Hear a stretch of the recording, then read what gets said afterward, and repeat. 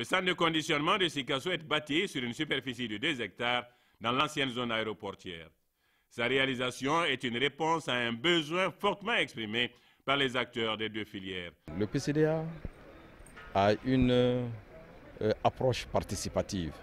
C'est à la demande des acteurs des filières pommes de terre et de mangue de Sikasso que cette infrastructure a été réalisée.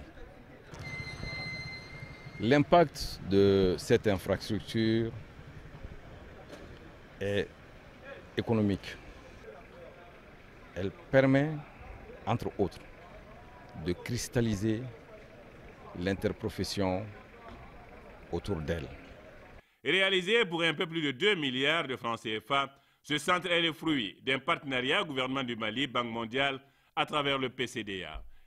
Je voudrais renouveler l'engagement du groupe de la Banque mondiale à travailler avec le gouvernement du Mali et le secteur privé pour accélérer la croissance du secteur de l'agrobusiness qui, à n'en pas douter, constitue un pilier central dans la création de l'emploi et la croissance économique du Mali.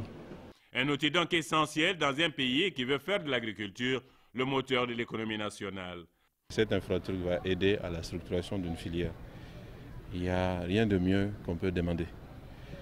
La politique de développement de notre pays passera par le développement de l'agriculture et passera par la mise en valeur des produits de l'agriculture.